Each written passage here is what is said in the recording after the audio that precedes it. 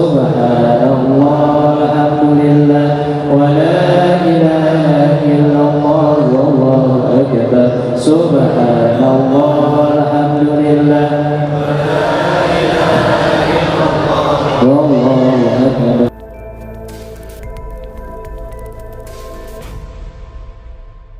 Assalamualaikum warahmatullahi wabarakatuh.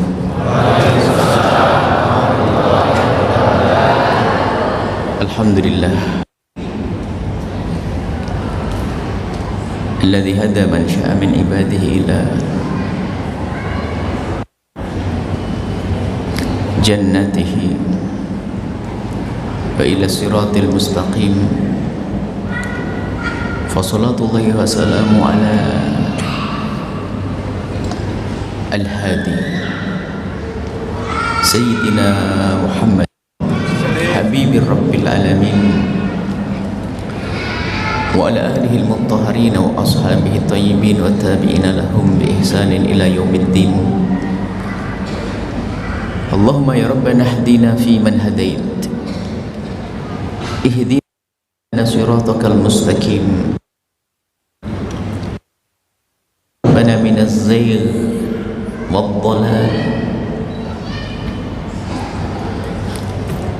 wa nas'aluka ya Rabbana fahma ulama'ikal amilin wa ilhama awliya'ikas salihin. A'inna ya Rabbana ala tadkhiri qulubina, a'inna ya Rabbana ala dzikrik, a'inna ya Rabbana ala ta'atik, a'inna ya Rabbana ala tarki ma'siyatika, innaka anta ala kulli syai'in qadir. Amma ba'du. Yang sangat kami cintai, kami muliakan para perindu ridha Allah, para pecinta baginda Nabi Muhammad sallallahu alaihi wasallam. Alhamdulillah kita dimudahkan oleh Allah untuk kembali berkumpul, bertemu di masjid ini, di Masjid Raya Batam. Kita niatkan sekaligus memohon kepada Allah semoga perkumpulan kita saat ini, muqaddimah kita kelak berkumpul dan bertemu di surga bersama baginda Nabi Muhammad sallallahu alaihi wasallam, dan semoga seperti Allah mempertemukan jasad kita, Allah mempertemukan hati kita, sehingga kita benar-benar menjadi orang yang saling mencintai karena Allah. Kekurangan kita dalam setiap pertemuan adalah urusan hati. Kekurangan kita dalam perkumpulan adalah kita kurang ngurus hati. Sementara yang terpenting justru hati itu. Orang berkumpul bisa saja berkumpul, tapi bukan bertemu dalam hati, bukan hatinya yang bertemu, tapi kepentingannya yang bertemu. Sehingga karena yang bertemu adalah kepentingannya, mudah sekali cekcok, mudah sekali berselisih, mudah sekali bertentangan dan bermusuhan. Akan tetapi kalau orang sudah bertemu, hatinya begitu indah, dan itu yang diajarkan oleh baginda Nabi Muhammad SAW. Hendaknya kita itu bisa melanjutkan perkumpulan zahir menjadi pertemuan hati, pertemuan zahir menjadi pertemuan hati. Itu yang disanjung oleh Allah dan Rasulnya, itu yang dibanggakan Nabi. Bukan sekedar pertemuan perkumpulan yang ramai seperti ini, bukan. Zahir pertemuan tidak, tapi harus ada di dalam kita itu ada mahabbah ini kepada umat Nabi Muhammad SAW. Dan kalau kita benar-benar serius dalam menata hati untuk menumbuh, suburkan kecintaan di hati kita, kelak akan dipanggil kita oleh Allah, diseru. Di saat orang pada kebingungan di padang mahsyar, Allah memanggil hamba-hamba tersebut dengan seruan, aina al-mutahabuna bi jalali, Mana orang yang hidup di dunia dengan cinta karena aku? Al-yawma udhilhum yawma la dhilla illa dhilli. Sekarang akan aku beri perlindungan di saat tidak ada lagi perlindungan, tidak ada payung kecuali dariku. Bayangkan keadaan di padang mahsyar. Kita iman adanya padang mahsyar nanti. Dahsyat sekali, panasnya, panas. Tidak ada tempat untuk bernaung. Kalau kita kepanasan di dunia ini, kita masih bisa bernaung di bawah pohon, membawa payung sendiri dan sebagainya. Tapi di padang mahsyar tidak. Tapi orang yang menjalani hidup di dunia dengan cinta, dia tidak akan menemukan terik matahari yang katanya sejengkal di atas kepala kita, tapi sudah diberi perlindungan oleh Allah. Nah, ternyata sejuknya keadaan di padang mahsyar itu dimulai dari sejuknya suasana kita di saat kita berada di dunia. Yang di dunia hatinya sejuk, ini calon orang yang bakal sejuk di padang mahsyar sebelum masuk surga. Maka perlu, tahun ini kami selalu serukan tahun menyejukkan hati. Tahun ini harus kita konsen dalam kajian-kajian, harus kita mengarah kepada bagaimana kita bisa menyejukkan hati di antara kita. Kita sudah terlatih dengan permusuhan, kita terlatih dengan kebencian. Apalagi hari ini begitu mudahnya kita mendapatkan informasi tentang saudara kita, informasi negatif melalui YouTube dan sebagainya. Kadang kita begitu mudah mempercayai, tanpa kita sadar kita sudah prasangka buruk, bahkan kita menggunjing orang yang jauh di sana yang kita tidak pernah kenal sebelumnya. Hanya kita kebawa kepada fitnah-fitnah yang disebarkan oleh media sosial. Itu artinya kalau dia seandainya bertemu dengan benci, dia kalau ketemu dengan dia sudah nggak tertarik lagi. Karena apa? Sudah mendengar informasi negatif tentang orang lain. Sementara doa para kekasih-kekasih Allah adalah begini: ya Allah, tutuplah kekurangan umat kekasihmu Nabi Muhammad dari mataku, agar aku tidak melihat kekurangan mereka pun, satu orang pun dari mereka. Dan itu harus kita panjatkan setiap saat untuk kita rasakan, agar kita tidak rindu melihat kekurangan hamba-hamba Allah, agar kita tidak melihat kekurangan siapapun dari hamba Allah. Sekarang bukan kita tidak ingin melihat, tapi kita hobi mencari, kemudian mencarinya pun di tempat liar, sehingga kita sering mendengar informasi yang negatif tentang saudara kita, padahal itu adalah fitnah. Nah, kalau sudah orang biasa dengan begini, begitu mudah dihancurkan dalam rumah tangganya, dalam keluarganya, begitu mudahnya, karena dia sudah terbiasa dengan gosip, dia terbiasa dengan informasi-informasi negatif. Kalau sudah terbiasa dengan begitu, akhirnya sudah nggak ada saringannya lagi, nggak ada filternya lagi. Jadi setiap berita yang masuk ke kupingnya dipikir pasti benar. Akhirnya ada orang membisikkan tentang, oh abangmu begini, kakakmu begini, ibumu begini, yang punya ibu tiri, yang punya bapak tiri, yang punya, terus begitu mudahnya tersulut emosi dan amarah serta kebencian. Karena apa? Sudah terlatih kita ini untuk bermusuhan.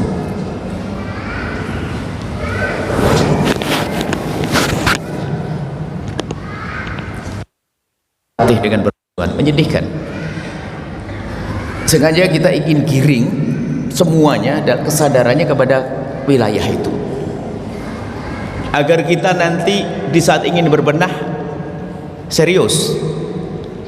Karena kita tidak menyangka kalau kita tuh gampang diadu domba oleh fitnah-fitnah, sehingga ustadz dengan ustadz satu perguruan bermusuhan. Belum lagi ada kita yang sudah dari lama tidak pernah kita bersihkan, ada kedengkian yang tersembunyi, nggak pengen ada orang sukses, nggak pengen ada macam-macam. Jadi kita amati itu semua betulnya memang benah. Kita pengen obat yang jitu deh, terserah penyakitnya, sebabnya apa? Apakah karena kita sudah terbiasa dengan media sosial, atau mungkin kita selama ini ikut perpolitikan? Apalagi pilihan gubernur berantem, bupati gubernur berantem. Kita sudah terbiasa dengan hal-hal yang semacam ini, sudah terserah sebabnya apapun. Tapi kalau sudah kita minum obat ini, nanti akan hilang itu penyakit-penyakit. Nah, ini kita malam ini muqaddimah majlis. Kita ingin perkumpulan ini perkumpulan hati, bukan sekedar pertemuan jasad.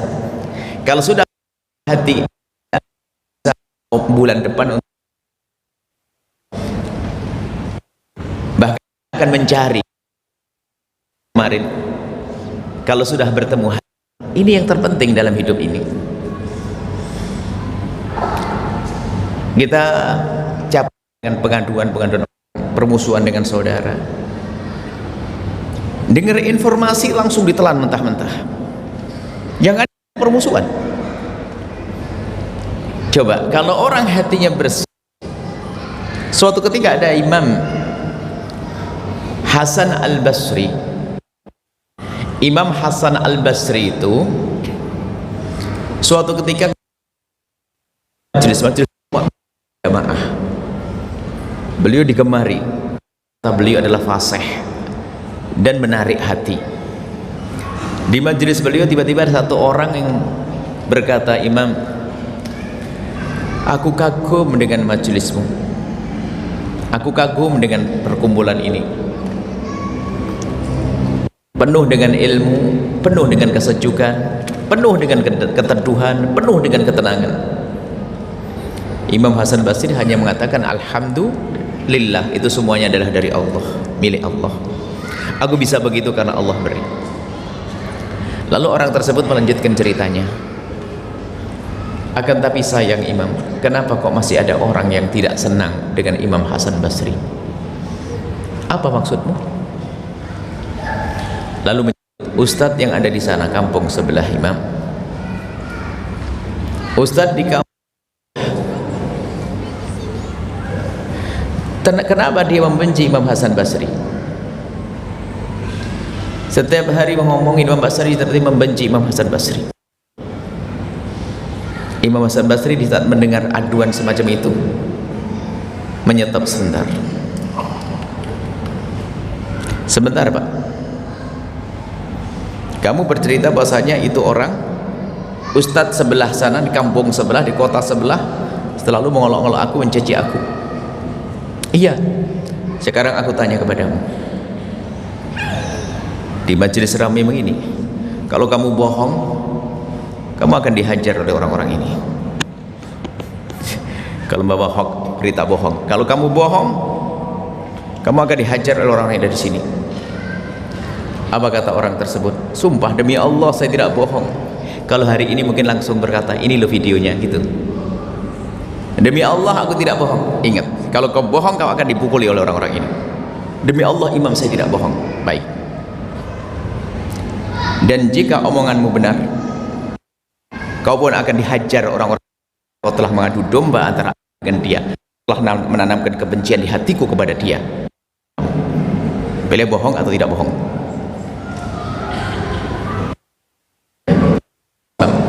Jangan kotori majlis dengan seperti pergi kau, diusir orang itu.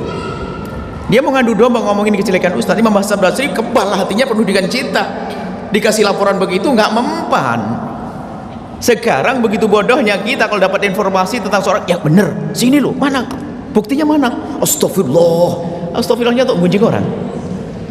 Hari ini kita betul-betul bodoh bener dengan kita, tidak cerdas. Kalau ada orang ngomongin saudara kita, dia iblis datang kepada kita. Kalau ada orang ngadu domba antara kita dengan saudara kita, dia iblis menjelma menjadi manusia. Kadang suami istri begitu mudah, kakak adik begitu mudah diadu domba. Ini yang harus masukkan ke dalam diri kita, ilmu ini paham betul dan kita rasakan.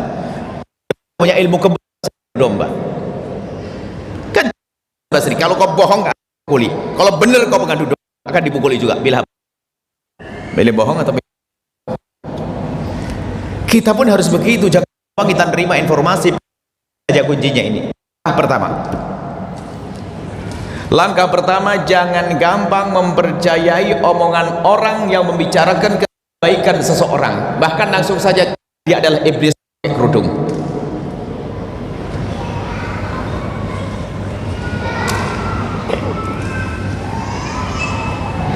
Loh, apakah kita tidak boleh menerima informasi tentang kejelekan seseorang?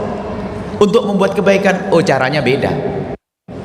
Kalau memang ada orang yang membuat perubahan, istilah orang nggak pasti akan berbisik ngomong yang baik. Misalnya kita melihat ustadz melakukan kesalahan, kalau saya benar, saya nggak akan rame-rame kritik rame, akan tapi saya akan assalamualaikum. Imam Ahmad ibn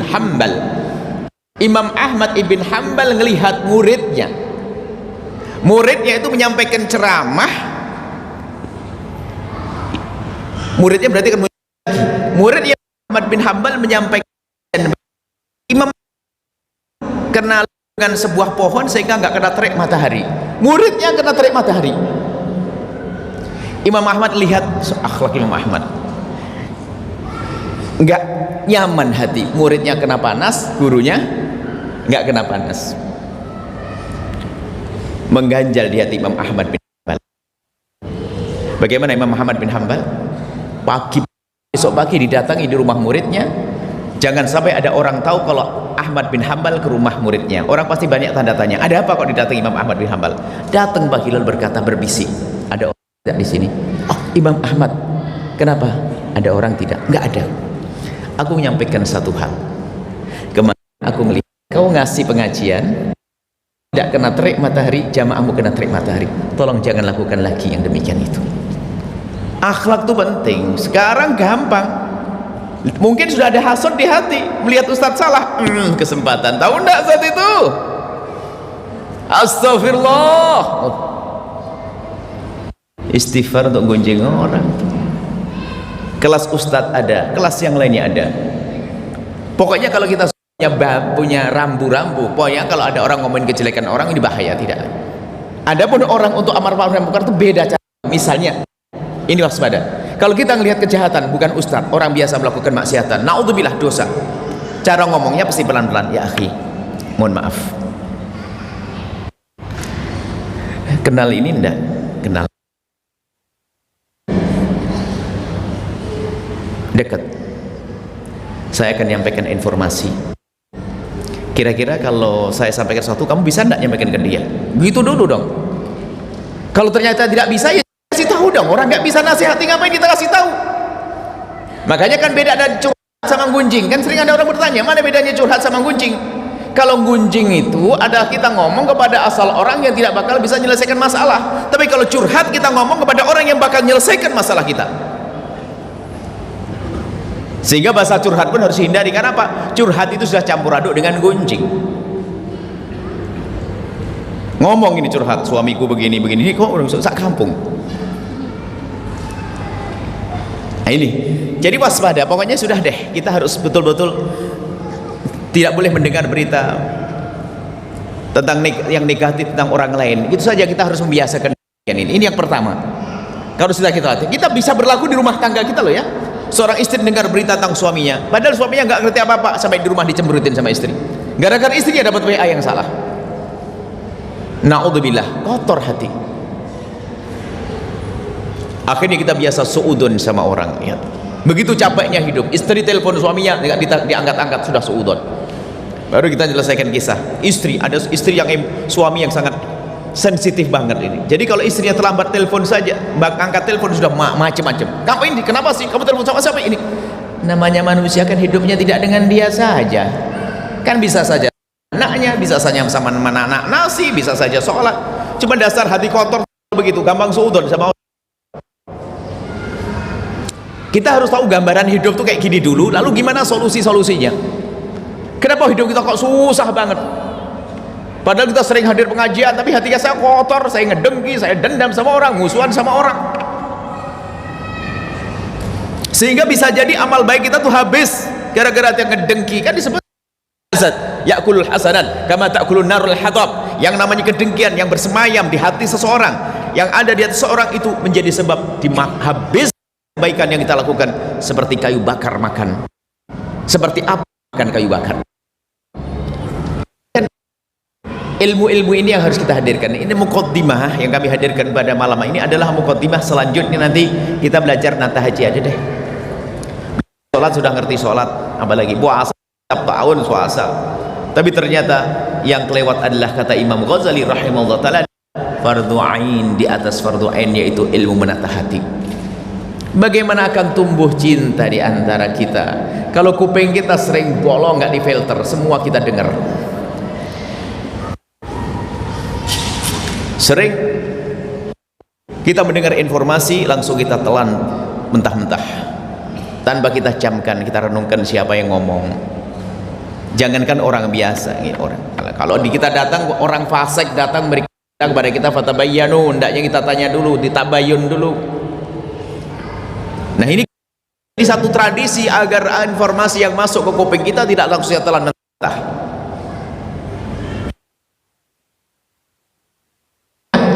Pikiran kita, bobroknya hati kita nggak bisa bedakan berita bohong, bener, siapa yang ngomong, kita bedakan. Semuanya dia malaikat ngomongnya pasti bener semuanya, nggak langsung diterima. Ini loh musibah besar dalam hidup kita ini, musibah besar dalam hidup kita. Karena apa? Zamannya zaman sering ada hoax, berita bohong di internet, di segala macam.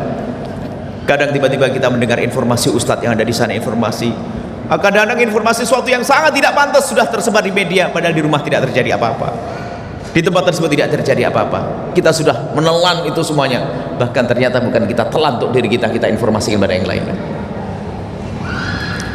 Tradisi menggunjing, gunjing, kalau tidak gunjing, nah gunjing di grup WA, di grup sudah gak nyaman, japri sudah masuk. Tahu enggak tentu? Tadi WA yang terakhir tadi lu tahu enggak di grup tadi? Iya, si itu. Astagfirullah, tahu enggak? Gunjing. Baik. Jadi kita punya permasalahan besar yaitu akhlak. Kuping kita bolong, enggak pakai filter. Ya. Hati kita menjadi kotor, rusak. Sehingga tidak terbangun cinta di antara kita. Sekarang kita pengen melangkah. Pertama tadi kita kunci. Kalau ada berita tentang saudara kita yang seagama, kita saudara yang beriman, tentang berita negatif, hati-hati, jangan banyak deket-deket sama orang semacam itu. Bisa jadi dia penggunjing. Jangan bangga ya dicurhatin ya, jangan bangga dicurhatin. Kalau anda tidak punya kapasitas, punya keahlian di dalam hal itu, kok ada orang curhat anda, dia sebenarnya gunjing. Tapi sebagian orang kan gampang senang dianggap ustadz kan, wah ada curhat sama saya, bangga dia. Terus padahal nggak bisa punya solusi dia. Kalau anda tidak punya solusi, stop. Kejadian Buya, ada orang ngadu ke saya kan, anaknya punya masalah apa? Anak muda, kemudian dia salah pergaulan sampai mohon maaf. Terus kamu ngomong apa? Saya nggak bisa, saya bawa ke Buya. Ya itu bener. Kalau terus bertanya tentang kejadiannya tapi tidak memberikan solusi, ya dosa. Bawa ke ahlinya. Ini gambarnya semacam ini pokoknya. Banyak seorang kakak beradik berantem gara-gara permasalahan ini. Baik. Pertama adalah yuk kita betul-betul seleksi di saat kita mendengar berita. Kita baik kepada seseorang biarpun itu bohong berguna bagi kita. Terserah orang berbohong. Oh dia orangnya baik, alhamdulillah. Kita jadi bisa senyum dengan dia. Tapi kalau sudah berita buruk sudah masya Allah. Apalagi kadang berita buruk itu tentang pasangan kita, tentang adik kita, apalagi setelah orang tua meninggal dunia, ayah meninggal dunia, tiba-tiba ada informasi adik katanya pengen buka pedagang di sana, kemudian dia sudah nanya waris belum, akhirnya yang lainnya jadi marah gara-gara waris. Banyak mudah diadu domba. Yang pertama, jika ada informasi yang tidak, maka jangan gampang dipercaya. Anda bisa menangkap kok. Kalau sudah bahasanya orang yang ngadu domba, sudah suruh selesai. Ini yang pertama. Yang kedua adalah, ini lebih mengarah kepada diri kita. Kita itu jangan hanya pandai mengoreksi orang lain. Ini bahaya banget dalam hidup kita ini. Dia nggak pernah mencoba mengetahui kekurangan diri. Saya mulai ini. Yang kedua adalah mengetahui kekurangan diri itu penting banget. Lah kenapa orang itu dia bebas daripada kesalahan yang diomongin? Orang pelit itu paling seneng gunjing orang pelit. Astagfirullah, dia paling pelit dia, padahal dia juga pelit. Karena orang pelit juga tidak seneng sama orang pelit. Orang pelit paling gak seneng sama orang pelit. Orang sombong juga gak seneng sama orang sombong. Dia ngomongin orang sombong, sombong dia. Hati-hati. Makanya yuk kita pandai sekarang mengoreksi kekurangan kita dulu deh. Kalau kita pandai mencari kekurangan kita, mulut ini nggak sempat kekurangan orang lain. Itulah kelebihannya nanti. Anda baru hebat. Sehingga sibukkan dirimu dengan kekuranganmu, maka di saat itulah kau tidak akan sibuk dengan kekurangan orang lain. Lah, untuk mengetahui kekurangan diri itu gimana? Ada orang bingung, saya mengetahui ini keterlaluan banget, berarti kayak malaikat dia. Tapi memang kadang seperti itu, orang tuh susah mengetahui kekurangan diri. Kita akan masuk di sini, biar gak muncul orang sombong deh di majelis ini. Anda ini berani duduk dengan kami lalu menganggap kami ustadz karena Anda tidak tahu yang sesungguhnya, kan begitu ya? Ditutup oleh Allah. Allah Maha Kasih. Allah menutup aib di antara kita ini sehingga kita duduk manis begini. Kalau dibuka kayaknya saling membelakangi kayaknya. Kalau dibuka oleh Allah, As-Sittir, Allah Maha menutup kekurangan kita. Subhanallah, Maha Kasih Allah. Pun demikian, kalau sudah ditutup oleh Allah, biarkan ditutup aibnya orang, tapi kita perlu sendiri. Nah, menyadari kekurangan kita ini penting banget. Insaf. Nah, bagaimana agar kita tahu kekurangan diri? Ada suami, masya Allah, senang-senang sama istrinya. Dia sebetulnya karena dia sombong, merasa dia terus punya kebaikan, nggak punya kekurangan seolah-olah. Ada istri senang-senang sama suami, dan seterusnya. Tapi kalau orang sudah sampai pada kesadaran bahwa dia banyak kekurangan, susah dia merendahkan orang lain. Nah, kunci kebaikan ternyata di Sayyidina Abu Bakar As-Siddiq radhiyallahu ta'ala anhu waktu membaca ayat Al-Quran akan Shiratul Mustaqim. Jembatan Shiratul Mustaqim itu adalah dari padang mahsyar ada satu jembatan, di bawahnya adalah neraka, dan tidak ada orang kecuali pasti melewati ini. Orang beriman, tidak beriman, ini cuma hanya kalau orang beriman seperti kilat, orang gak beriman jatuh langsung dari awal langkahnya. Sayyidina Abu Bakar berkata waktu mendengar ayat anjing, kebetulan anjing, dia berkata, hei anjing, di sana kalau memang aku selamat nyebrang jembatan itu, maka aku lebih bagus darimu, wahai anjing. Tapi kalau di sana aku kecebur, kau lebih bagus dari aku. Allah, melihat anjing nggak bisa ngerendahkan. Lalu umat Nabi ngerendahin, bang jelek orang lain, hidup kayak begitu tuh. Nah, termasuk ini, kalau rumus ini nggak dipakai, banyak istri merendahkan suami, suami merendahkan istri, seolah-olah sang suami ini nggak punya kekurangan sehingga menganggap istrinya kurang terus.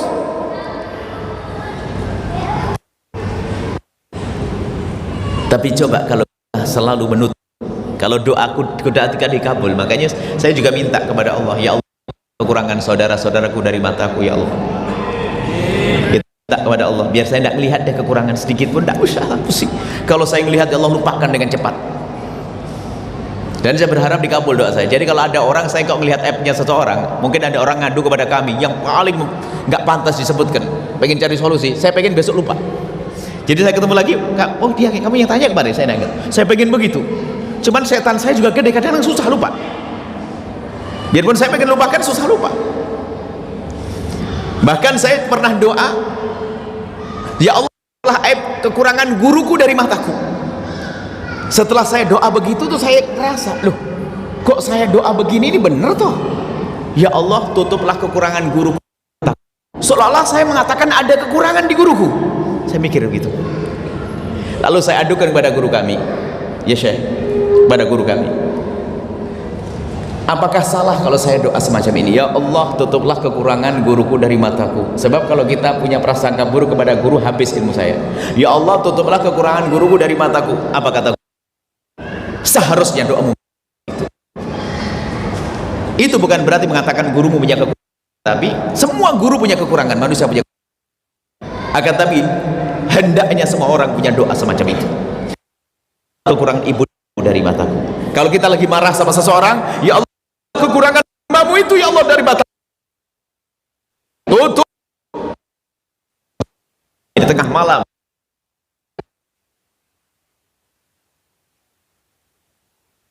Sof, qalbun salim, hatinya bersih, melihat kekurangan orang lain. Kita sibuk dengan kekurangan kita, secara otomatis kita tidak akan sibuk melihat kekurangan orang lain.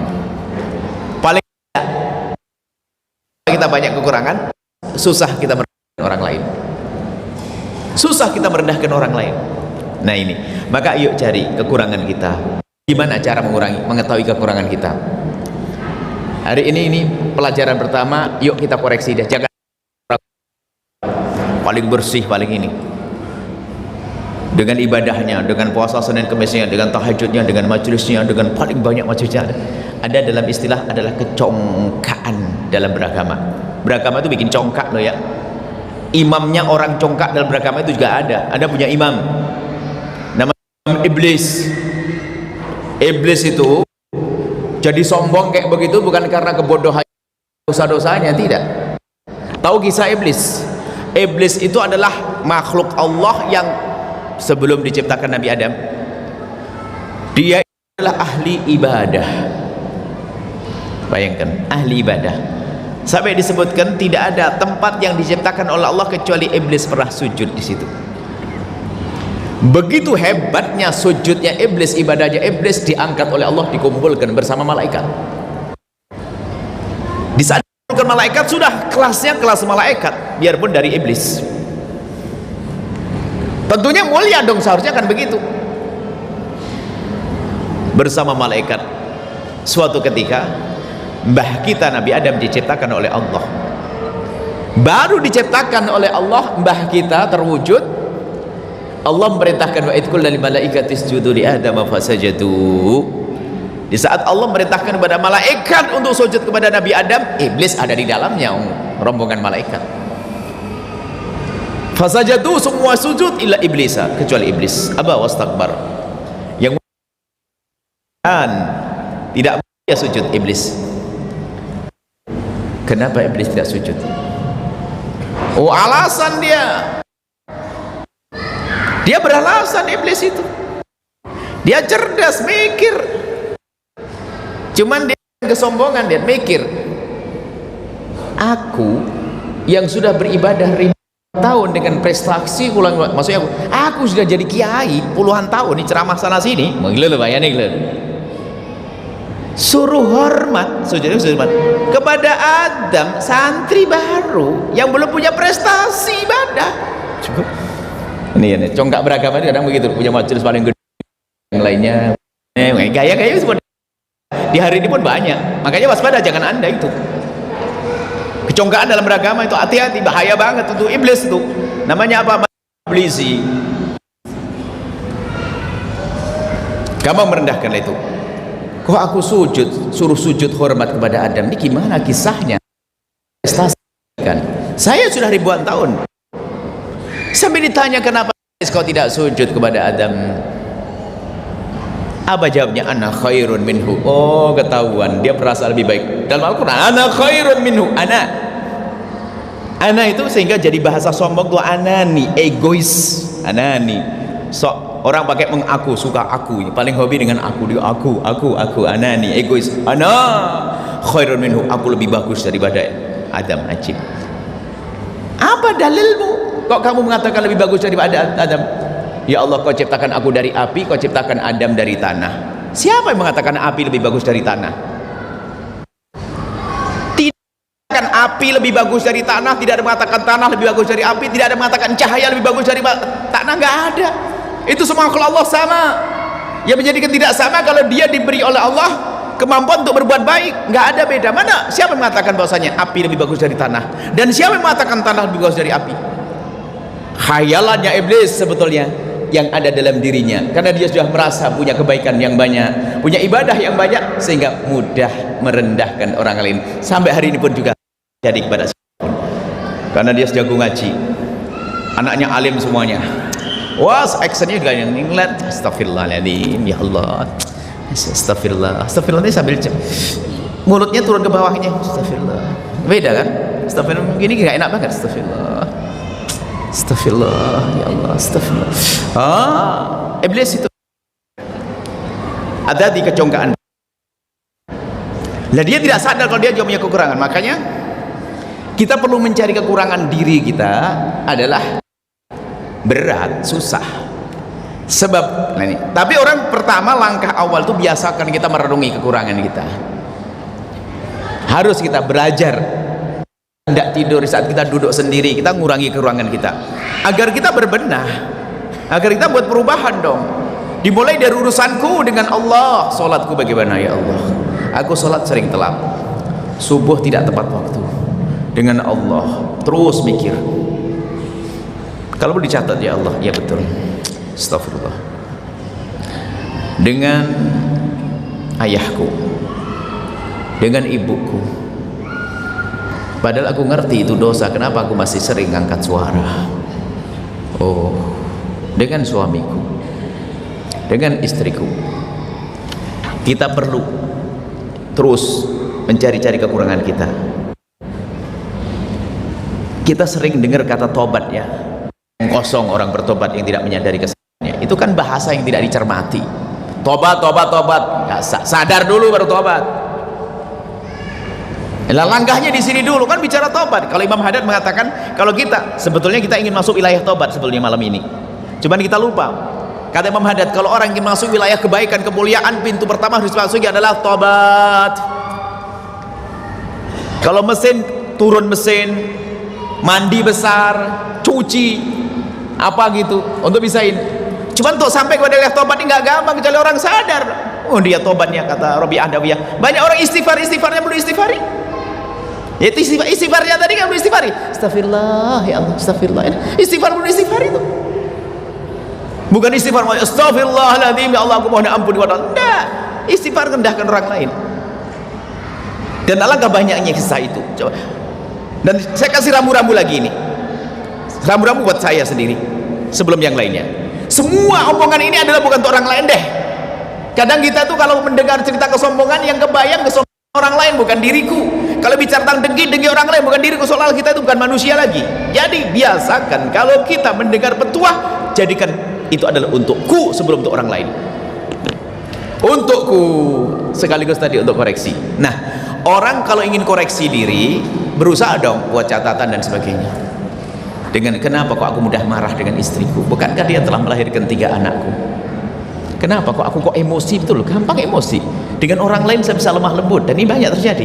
Iya ya, ayo sadar enggak? Sebagian bapak-bapak kalau dengan tamu, dengan teman kerja itu masya Allah, masya Allah. Tapi dengan suami istri, sama seorang istri begitu, ada yang ngomong dengan Buya enggak tahu Buya sama bapaknya anak-anak ini kok saya kok emosi banget. Oh iya betul, iblismu sudah gede. Ada begitu? Nggak ada insya Allah, amin. Kalau ada pun disimpan aja, nggak usah kasih tahu. Kenapa kok saya emosian pada suamiku? Ini musibah. Kalau sama yang lain bisa saja kita lemah, tapi sama suami lihat mudah marah, mudah ini. Yuk kita selesaikan itu. Koreksi diri. Nah, untuk ngoreksi diri ternyata nggak gampang juga. Sebab orang itu sering ditutupi sama tadi ego, anani. Ego itu menutupi kekurangan diri. Kekurangan yang sifatnya zahir, kekotoran yang sifatnya zahir atau batin itu akan suka menutup kekurangan diri, menutupi kesadaran. Contoh saja, ego aku. Contoh, ada ingus. Orang buang lalu saya begini, astagfirullah. Iya ada ingus, astagfirullah. Ya Allah, ingus, ya. Siapa ini kurang ajar Bang Yusuf? Ya Allah. Betul enggak? Anda senang ada ingus ajib gitu. Astagfirullah, cici ingus. Suatu ketika semoga Anda sehat semuanya. Lah kok kena flu, beler. biasa aja loh. Padahal kalau masalah turun antara ingus yang di meja sama yang di baju kita tuh sama, isinya tuh, komposisinya tuh apa itu, isinya tuh sama. Cuman kenapa yang ini saya jijik, yang di sini enggak? Yang di sini tidak jijik karena di sini ada akunya. Aku itu menutupi kekurangan. Makanya orang kalau mencari kekurangan diri kadang susah, ketutupan sama ego tadi, aku. Baik, kalau begitu, baik, anggap saja kita betul orang yang susah mengetahui kekurangan diri. Maka langkah selanjutnya, kita berkomitmen, bersepakat dengan orang dekat kita. Anda istri dengan suami, suami dengan istri, dengan kawan dekat, berjanji. Kita pengen hidup selamat, wahai saudaraku, wahai istriku, iya. Kita bersepakat.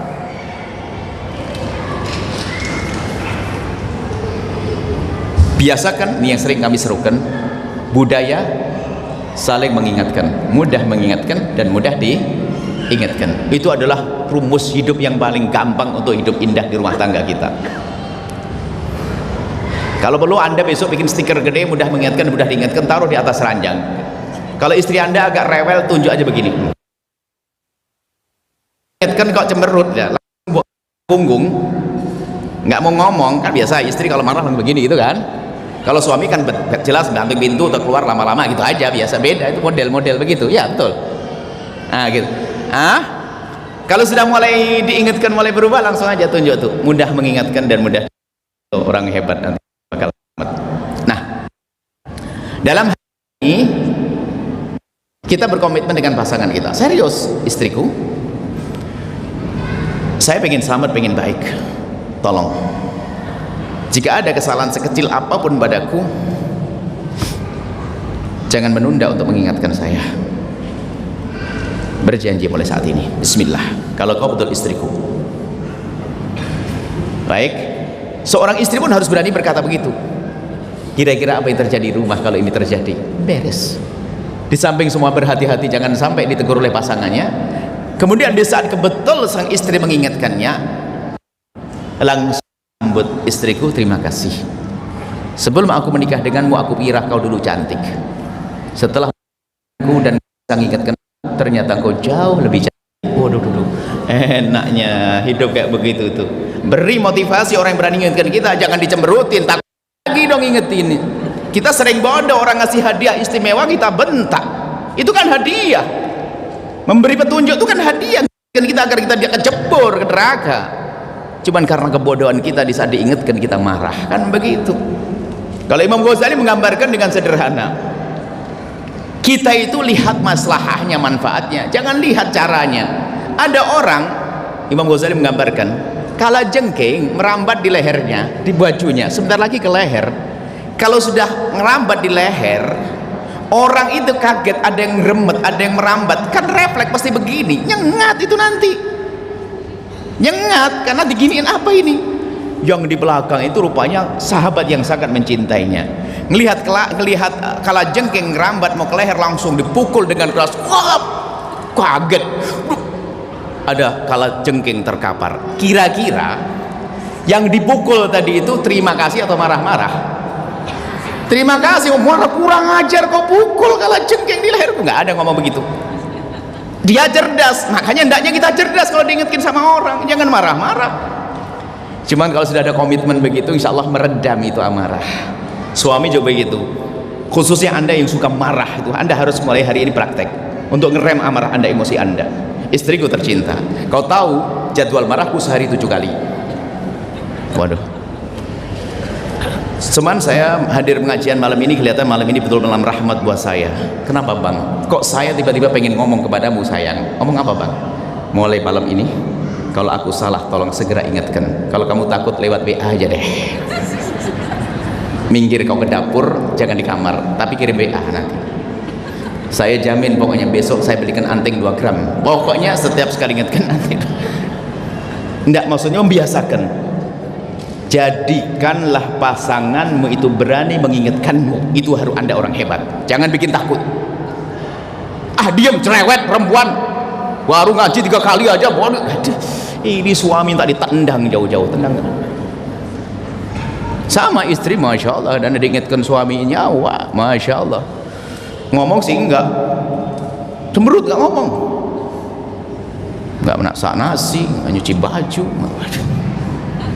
Nah, itu model-model begitu. Nah ini yang kedua, komitmen dengan sahabat,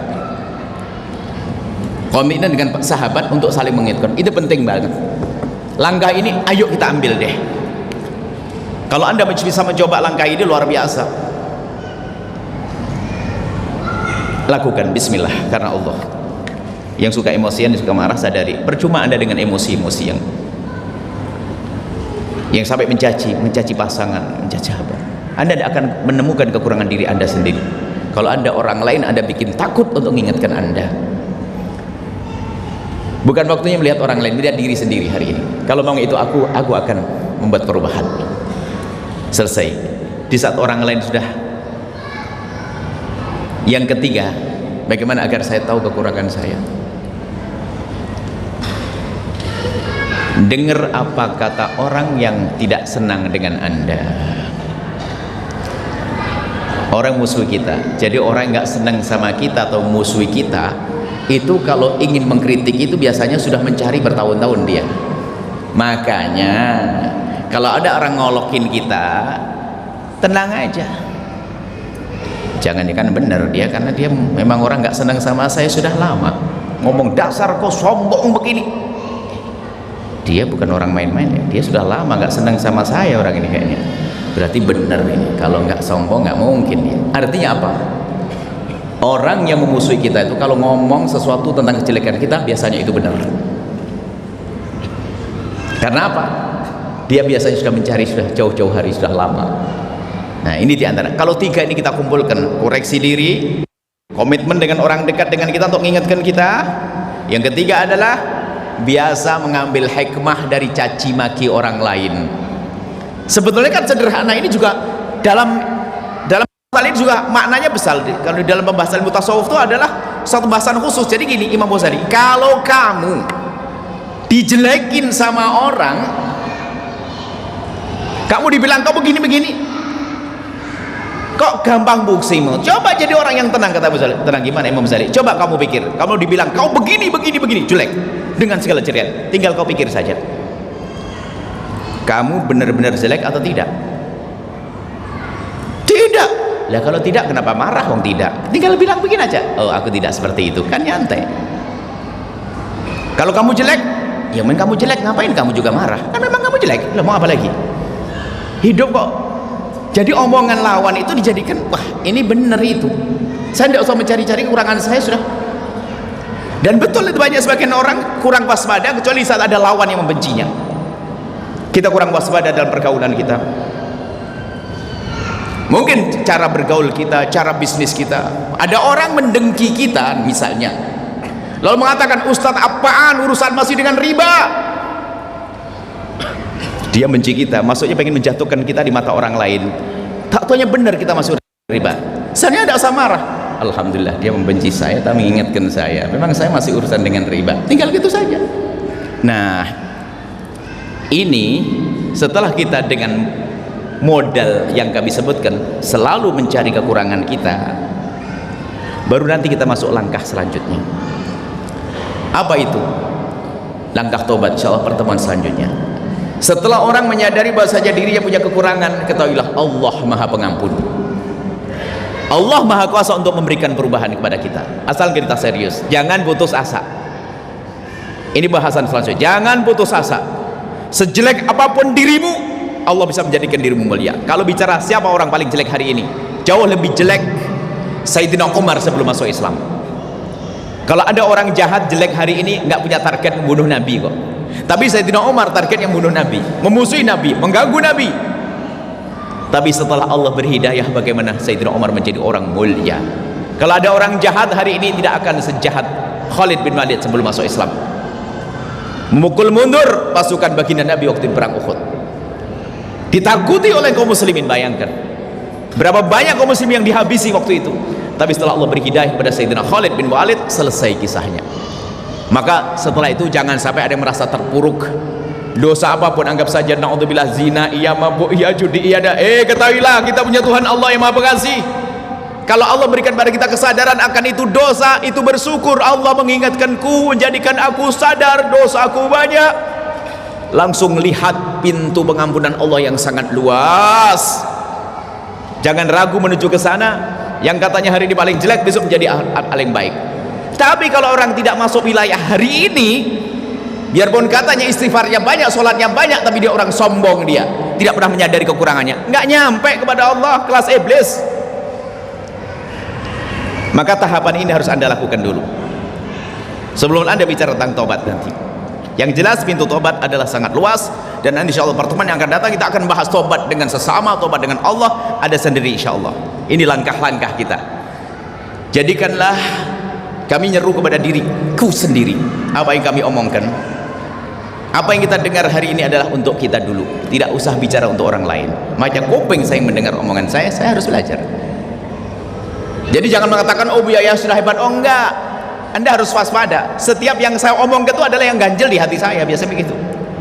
Kalau saya ngomong jangan dengki itu kayaknya mau menjangkit dengki di hati saya, bisa gitu saja. Saya harus ngakui begitu. Jangan sombong, kayaknya ada sombong masuk di hati saya. Biar saya mangkas sebetulnya. Cuman kalau saya belajar sendiri kayak nggak mantep. Saya jadikan bahan ceramah gitu saja. Saya masih kotor. Bukan berarti yang di sini sudah Buya hatinya bersih, nggak ada sombong, nggak ada dengki. Enggak, salah, jangan seperti itu.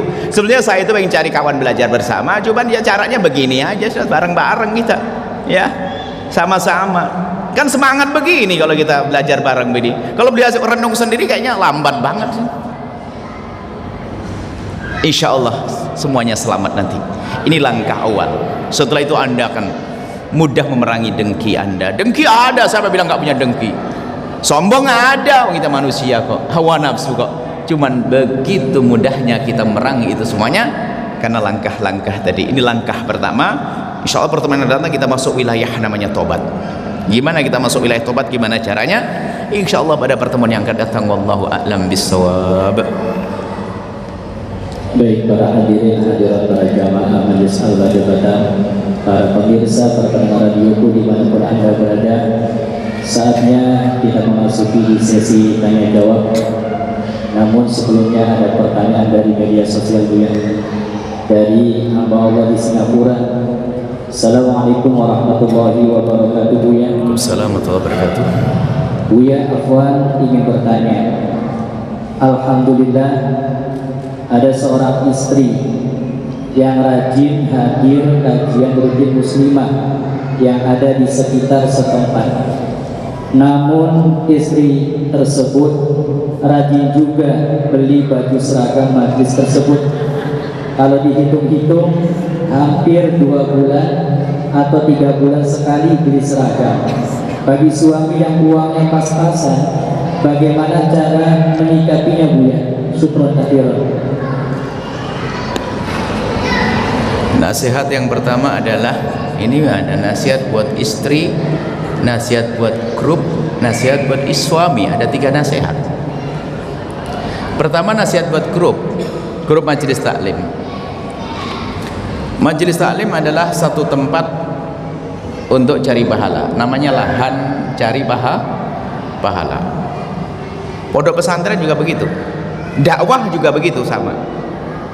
Maka prinsip dakwah yang selalu kami hadirkan adalah jadikan jamaah ini lahan cari pahala, bukan lahan cari duit. Kalau sudah jamaah jadi lahan cari duit, hari ini saya jual kopiah, besok sarung barokah lagi, serem lagi dari Buya, barokah. Kalau tidak ngambil kayaknya kurang barokah nanti. Nah ini kan bahaya banget begini. Nah, sehingga bisa jadi jamaah bisa lahan cari duit. Kalau sudah mengarah ke sana sudah tidak mulus, tidak akan. Tapi kalau adanya seragam untuk kerapian ya sah-sah saja. Cuman di situ harus kita bisa mengukur. Karena bisa jadi seorang istri pengen rajin ngaji. Sebetulnya juga wahai para suami yang dengar suara ini, Anda tidak usah terlalu benci dengan istri Anda. Istri Anda sepertinya sangat solehah, pengen rajin ngaji. Cuman khawatir, cuman di majelis itu dikit-dikit ada seragam. Kalau nggak beli takut nggak boleh gabung. Berarti yang disalahin majelisnya dulu. Ini saya tegur majelisnya dulu ini. Ya kan begitu ya? Betul Bapak-bapak, majelis dulu enggak? Cocok?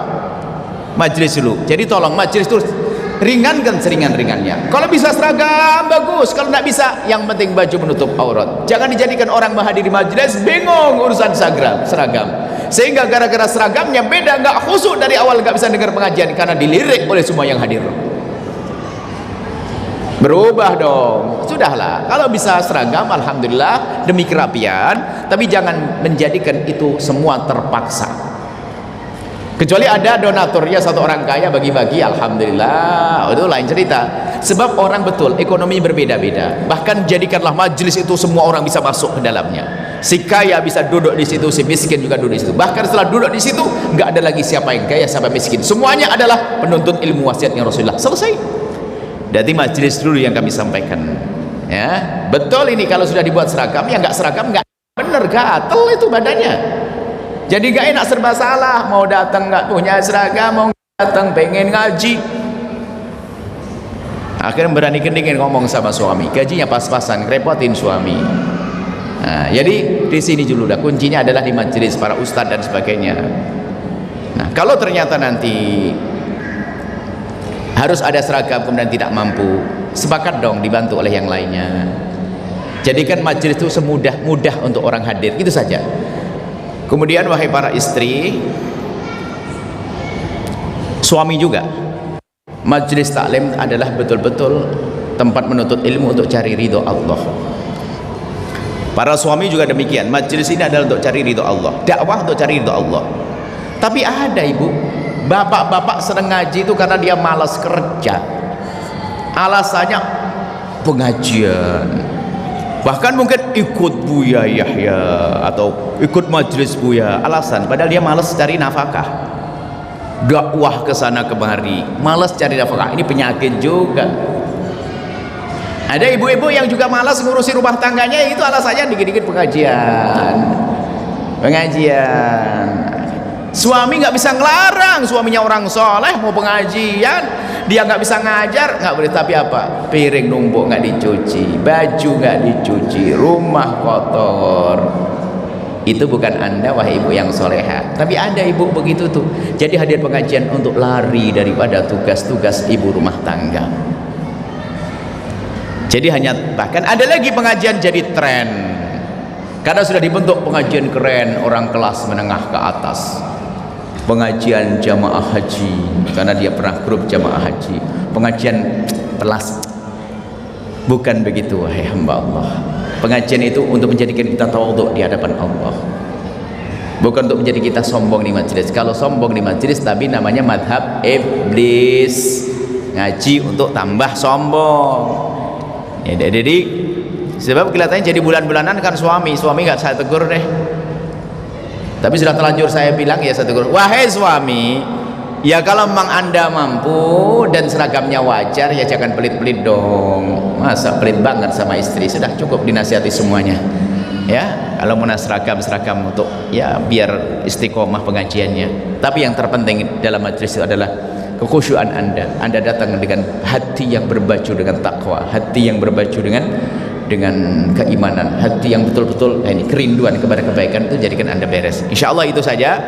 Sebab problem seragam itu kami juga menemukan di beberapa tempat. Di beberapa tempat ada program seragam, subhanallah, seragam rupanya ada yang dagang. Wah kacau. Bisa saya dagang ustadzahnya, atau bukan ustadzahnya, muridnya sudah kerja sama ustadzahnya.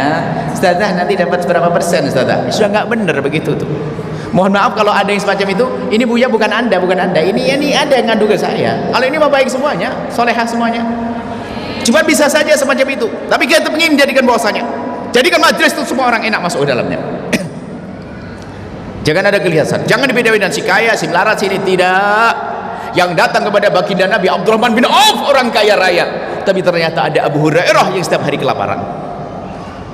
Bahkan ada yang dari asal budak Sayyidina Bilal bin Rabah. Nggak ada beda-beda.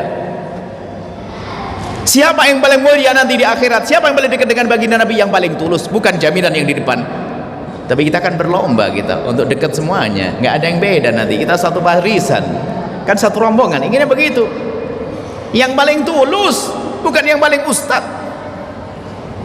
Seperti itu insya Allah. Mohon maaf kalau ada majelis taklim yang suka berjualan apa namanya, seragam, bukan Anda maksud kami. Itu yang zalim. Jualan seragam kan sah-sah saja. Yang zalim saja, yang memanfaatkan keberadaan jamaahnya untuk itu adalah bahaya sekali. Semoga Allah mengampuni semuanya. Allah a'lam bishawab. Baik, terima kasih Bu atas jawabannya. Kemudian kami berikan sesi tanya jawab kepada para jamaah, wabil khusus jamaah bapak-bapak dan ibu-ibu. Tadi sudah ada yang siap untuk bertanya, kita serahkan kepada jamaah bapak-bapak. Satu orang, satu pertanyaan, mohon berdiri dan sebutkan nama dan tempat tinggalnya.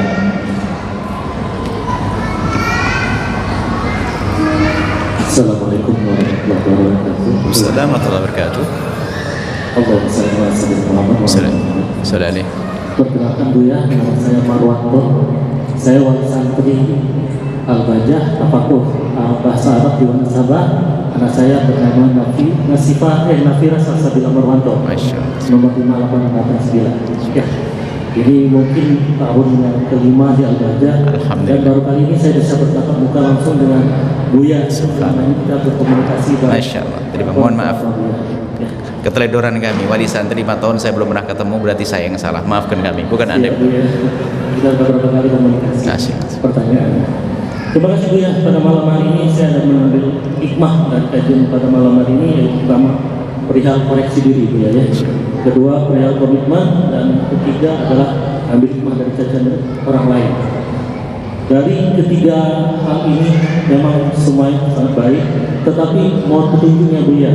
Mungkin dari ketiga ini ada yang paling berat adalah mengambil hikmah dari cacian orang lain Buya. Karena benar kata Buya, ego ini luar biasa ya, memberikan kita jadi sombong. Mohon lebih bagaimana untuk bisa perbaikan diri dalam hal yang ketiga ini Buya. Demikian itu pertanyaan dari saya. Terima kasih Buya. Sehat selalu. Assalamualaikum warahmatullahi wabarakatuh. Waalaikumsalam warahmatullahi wabarakatuh. Di dalam urusan mujahadah, memerangi hawa nafsu dan kekotoran diri, kuncinya sederhana. Segala yang paling berat, maka itulah yang harus Anda ambil yang pertama. Semua yang paling berat. Kalau Anda adalah orang yang biasanya tuh ibadah itu menuruti hawa nafsu, dia orang yang sangat pelit, makanya ibadahnya paling senang adalah sholat, puasa. Puasa paling senang karena dia pelit. Kan kacau. Kalau model dia jangan banyak puasa, banyak sedekah gitu loh. Jadi kalau kita ingin sesuai dengan kekurangan kita itu apa? Orang pelit kok suruh puasa, paling demen sak keluarganya suruh puasa semuanya. Bahkan kalau perlu kurmanya, sahur bukanya pakai kurma aja. Nggak begitu. Jadi makanya di saat hawa nafsu kita ya mengajak untuk sesuatu, maka itu yang kita perangi. Maka yang paling berat yaitu, ada sebagian orang dari tiga itu ada yang bagus bagi dia adalah yang pertama. Kenapa? Dia orang paling teledor, nggak bisa dia koreksi diri. Maka yang pertama ambil. Kalau dia itu paling gampang marah kalau diingat istrinya,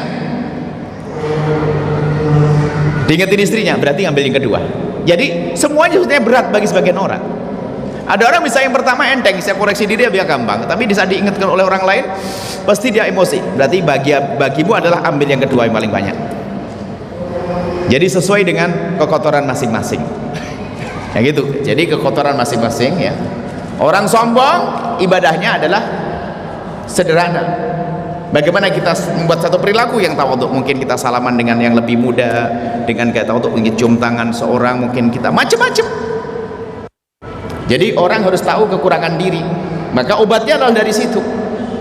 Sehingga orang berbeda-beda. Sehingga suatu ketika ada orang datang kepada Rasul, ya Rasulullah, ibadah apa yang paling bagus? Nabi mengatakan jihad, perang di jalan Allah, jihad. Di tempat yang lain, ya Rasulullah, ibadah apa yang bagus? Dijawab Rasulullah, berbakti pada orang tua. Beda, pertanyaannya sama. Di tempat yang lain bertanya Rasulullah, ibadah apa yang paling bagus? Ya Rasulullah, berderma. Yang satu jihad, yang kedua ada bakti orang tua, yang ketiga adalah derma, sedekah. Itu ibadah yang paling bagus. Yang bertanya orang yang berbeda-beda. Lalu Rasulullah ditanya, kenapa kok beda-beda jawabannya Rasulullah? Karena apa? Yang bertanya berbeda keadaan. Yang pertama tadi, dia kalau setiap ada seruan perang dia sembunyi. Maka paling bagus ibadah bagi dia adalah perang di jalan Allah. dia paling banyak ibadah, tapi kalau nggak sama orang tuanya sedikit nyelekit ngomongnya, maka paling bagus bagi dia adalah berbakti pada orang tua. Disesuaikan dengan kekurangan masing-masing.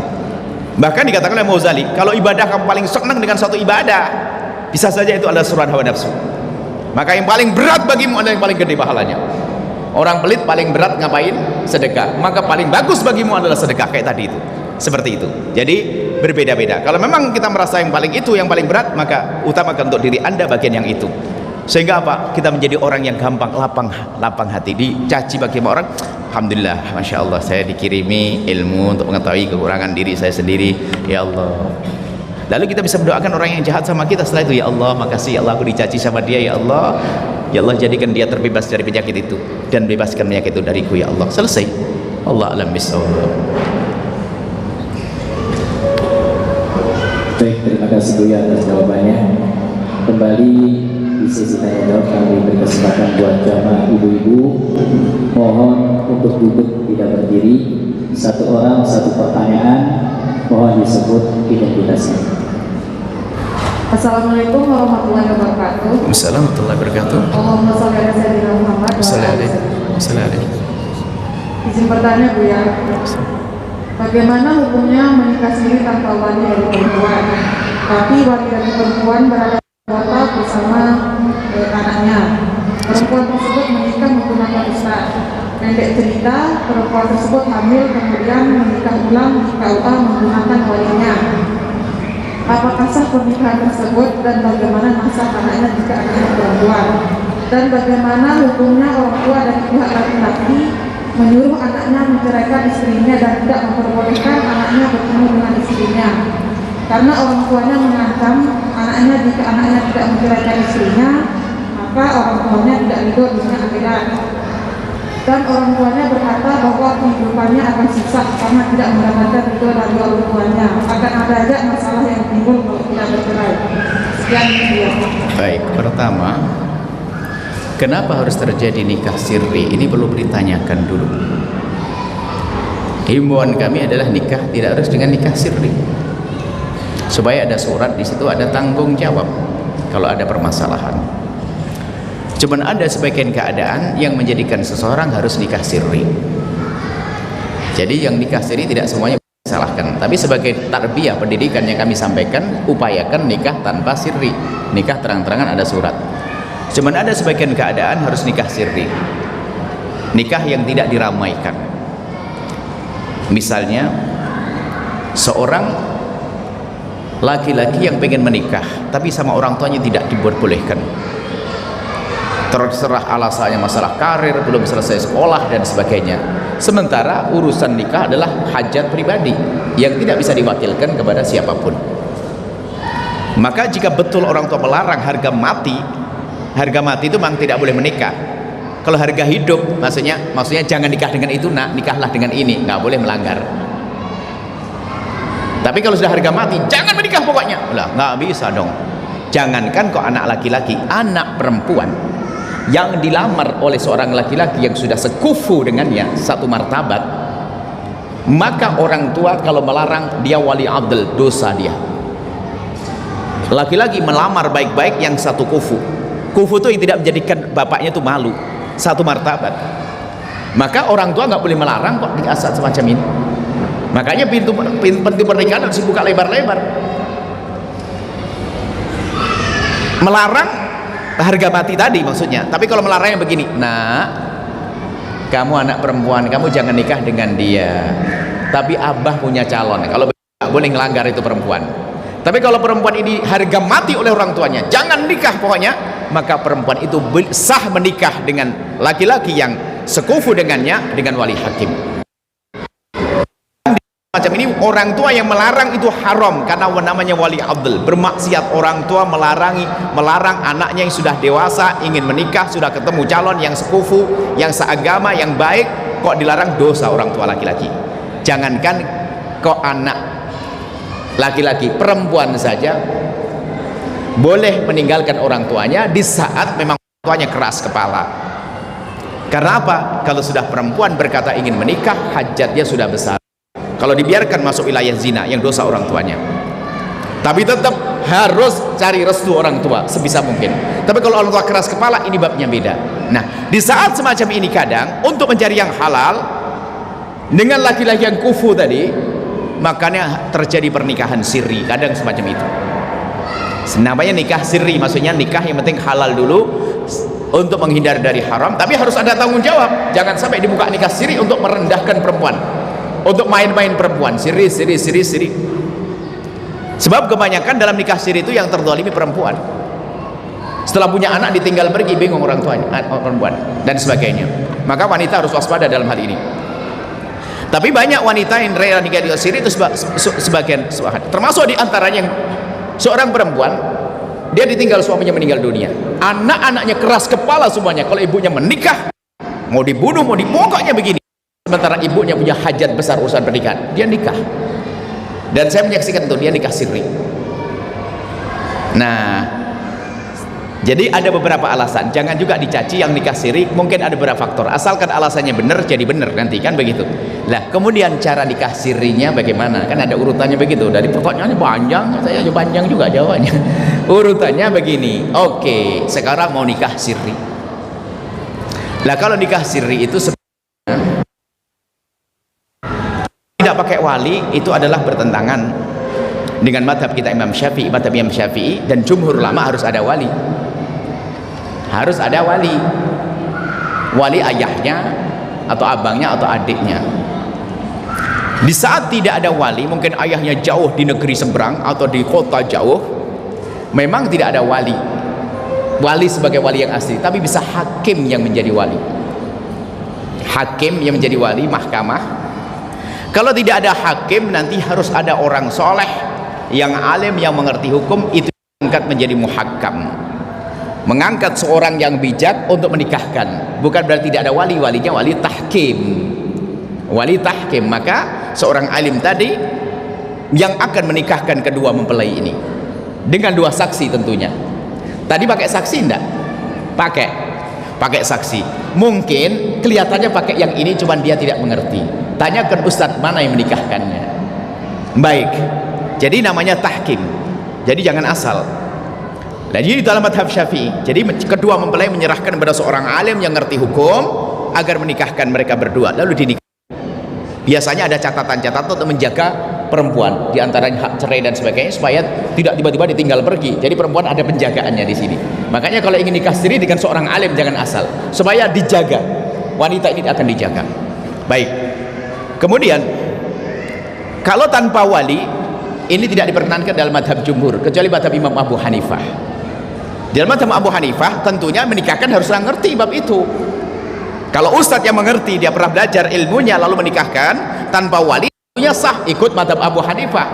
Dengan catatan diantaranya harus maharnya mahar yang disetujui oleh perempuan tersebut, ya, yang maharnya mahar ditentukan oleh perempuan tersebut dengan keinginannya. Jadi ada dalam mazhab Hanafi ada hal ini. Maka harus orang alim, jangan asal saja, tapi tetap harus dengan dua saksi. Nah, kemudian setelah itu ibu daripada sang laki-laki nggak mau nerima. Lah mungkin permasalahan nggak bisa nerima itu karena apa? Apa sebabnya dulu? Ini panjang kisahnya. Makanya seharusnya orangnya kalau ada beneran ngadep ke biaya ini mau tak rentet dulu, tak preteli dulu, permasalahannya apa? Lah ini kenapa kalau sampai orang tuanya nggak mau? Ya mungkin waktu nikahnya salah ini menjadikan dia tidak mau. Masa kamu anak laki-laki nggak ngomong tiba-tiba bawa perempuan perutnya sudah gede, nah kan gitu ya, padahal sudah nikah kan, mungkin marah dari sisi itu. Maka jika kasusnya semacam itu, minta tolong pada ustadz tadi yang menikahkannya akan buat pendekatan pada sang ibu. Apa beruntungnya itu adalah cucu. Kalau ternyata memang dasar orang tuanya keras kepala, memang nggak mengizinkan anak laki yang saja, maka sang laki-laki harus tetap menjaga anak dan istrinya, biarpun orang tua tidak menyetujui. Kenapa?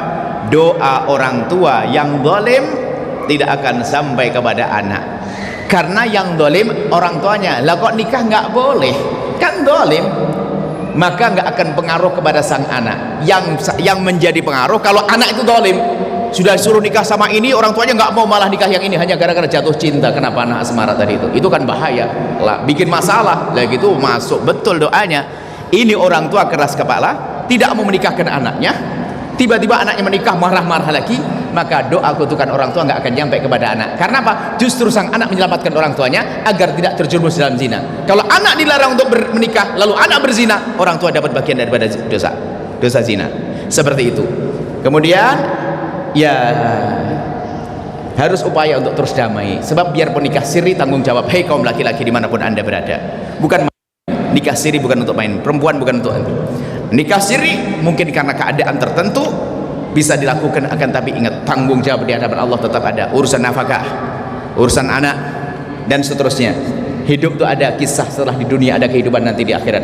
Bahkan ada sebagian wanita memang kita temui mereka nyaman dengan nikah siri karena banyak hal, banyak faktor.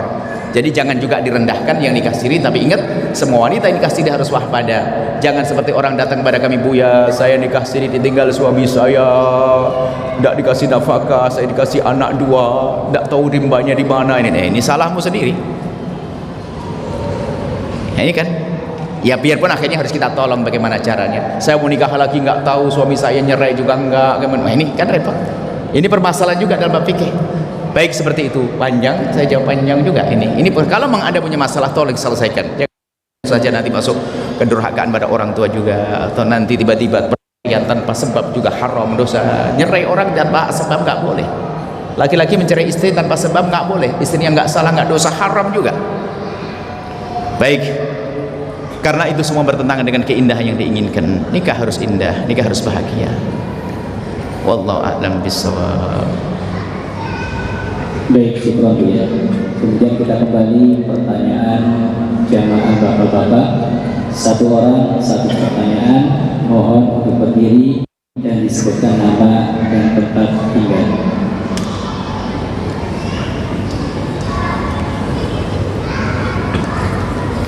Assalamualaikum warahmatullahi wabarakatuh. Assalamualaikum warahmatullahi wabarakatuh. Nama saya Arif. Kebetulan saya asal dari Medan, Bu ya. Masya Allah. Alhamdulillah, Allah sekarang ada di perantauan di Batam, ada di Botania, Bu ya.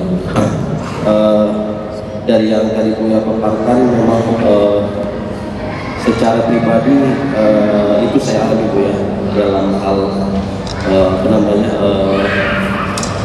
bingung juga, Bu ya, dalam hal membedakan antara teman-teman di dalam kita ada dalam satu grup WhatsApp itu.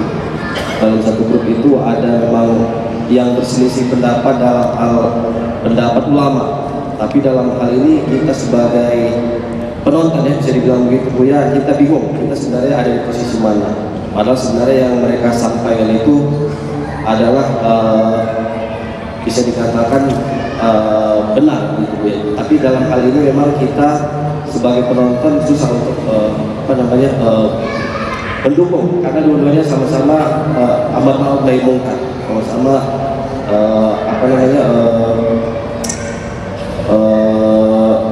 sesuai dengan ahli sunnah wal jamaah. Jadi memang sulit untuk ini, cuma yang sampaikan Buya tadi memang kita harus benar-benar pintar untuk menilai dan memilih mana yang harus kita lihat, mana pendapat yang paling benar. Buya izin bertanya saya terkait dengan tadi pertanyaan sebelumnya, bahwa sudah berada di dalam majelis Al-Bahjah. Mudah-mudahan saya dengan anak saya saat ini minta doa dari Buya, mudah-mudahan cita-cita kita setelah ada di Batam ini memang setiap hari yang seperti Buya iklan itu masuk ke dalam setiap mobil harus diganti channel 104,7. Mudah-mudahan anak saya lengket di dalam diri dia, makanya ini saya bawa, dan alhamdulillah ini pertama kali saya bisa bertatap langsung dengan Buya. Mohon doanya. Yang ingin saya tanyakan, Buya, keistiqomahan Buya sebenarnya adalah keistiqomahan kita. Saya adalah bahwa sebagai orang tua kita, saya nggak tahu, mungkin Buya bisa luruskan, ada amalan yang harus kita amalkan untuk anak kita dalam hal keistiqomahan. Semisal ini, Bu ya, kita harus amalkan adalah untuk membacakan surah Al-Qadar dengan surah Al-Insyirah. Nah, saya ingin tanyakan sama Bu ya, kira-kira secara sisi faedahnya kira-kira apa yang yang terkandung di dalam surah itu yang kita bisa amalkan untuk kita, dan bagaimana tipsnya atau waktu yang mujarab kira-kira Buya, apakah waktu pagi atau sebelum mereka tidur, itu yang bisa kita amalkan sebagai orang tua Buya. Saya rasa demikian Buya, mudah-mudahan dalam keadaan sehat. Wassalamualaikum warahmatullahi wabarakatuh. Assalamualaikum warahmatullahi wabarakatuh. Sekelumit yang disampaikan dalam mukadimahnya bahwa ulama dengan ulama yang berbeda, jika semua dalam wilayah benar, tidak akan terjadi caci maki dan menanamkan kebencian. Nggak mungkin. Kita tahu Imam Malik berbeda dengan Imam Syafi'i. Imam Syafi'i beda dengan guru Imam Malik. Imam Ahmad banyak berbeda dengan Imam Syafi'i. Nggak ada cacian. Tapi kalau sudah ada masuk caci maki dan olaan, pasti salah. Biarpun katanya bahwa kebenaran, nggak mungkin. Caci maki nggak boleh terjadi, olah-olahan nggak boleh terjadi. Baik, selesai. Mendidik ya, anak ya, amalan mendidik anak, insyirah dan isolat, alam nasroh dan sebagainya, itu sah dibaca karena Al-Quran itu adalah obat. Cuman ya kita hendaknya jangan itu saja. Itu kan amalan yang paling enteng, bisa dibaca setiap saat.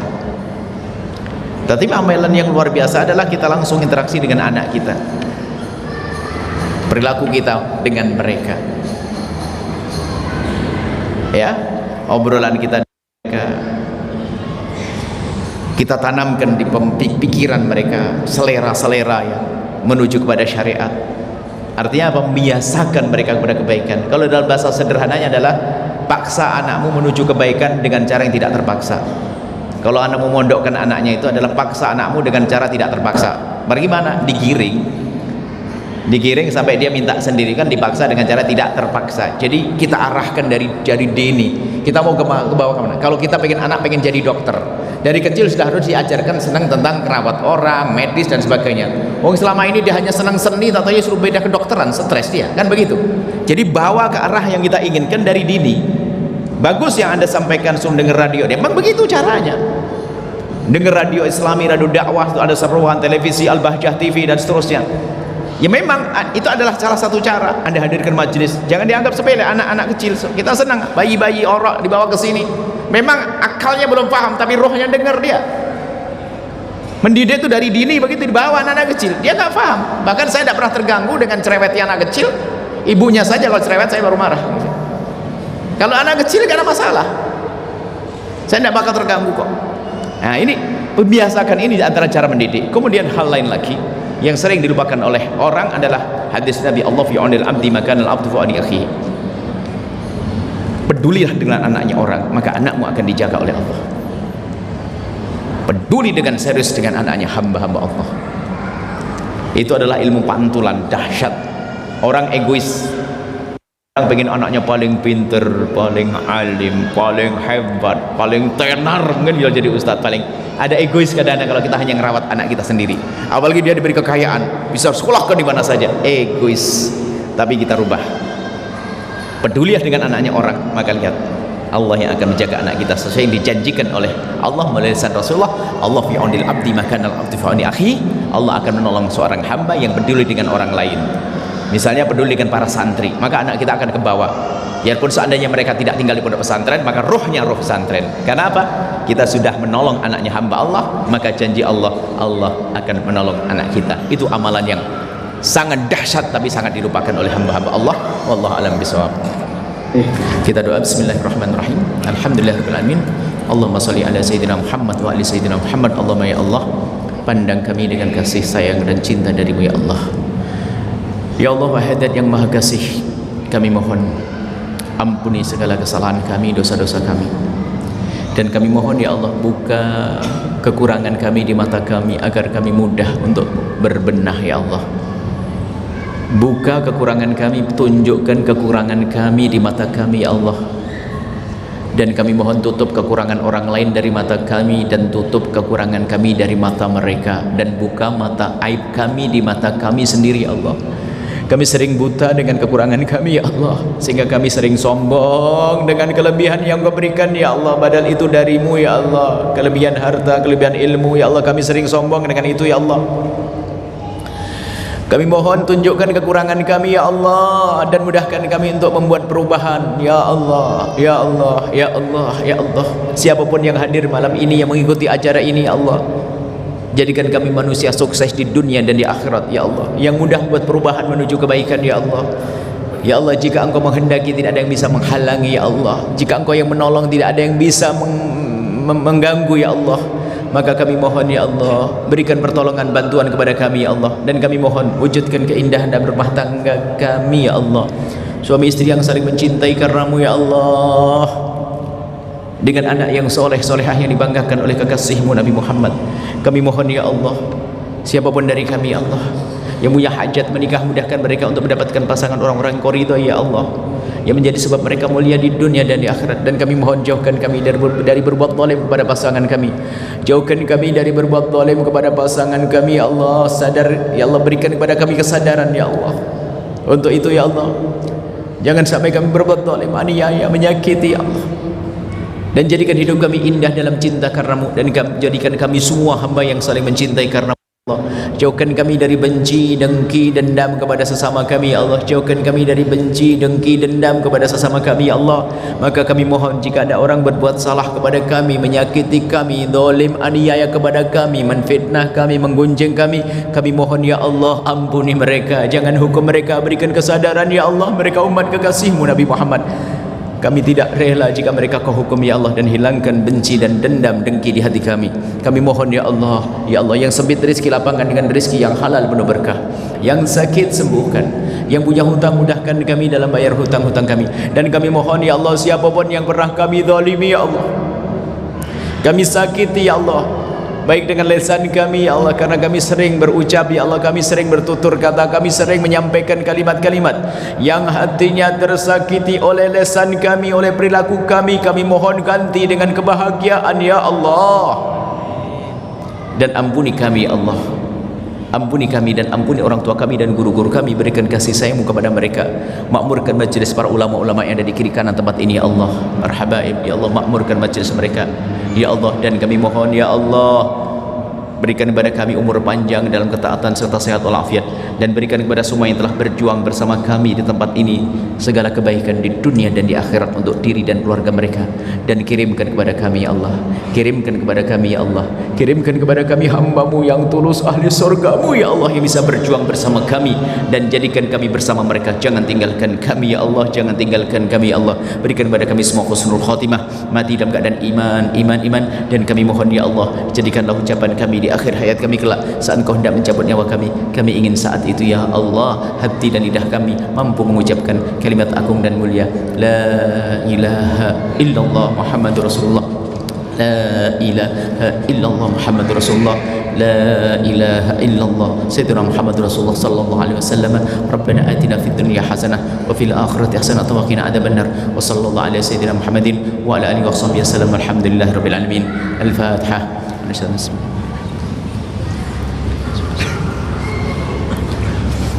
Makasih banyak dan mohon doa selalu. Wabillahi taufiq wal hidayah. Assalamualaikum warahmatullahi wabarakatuh.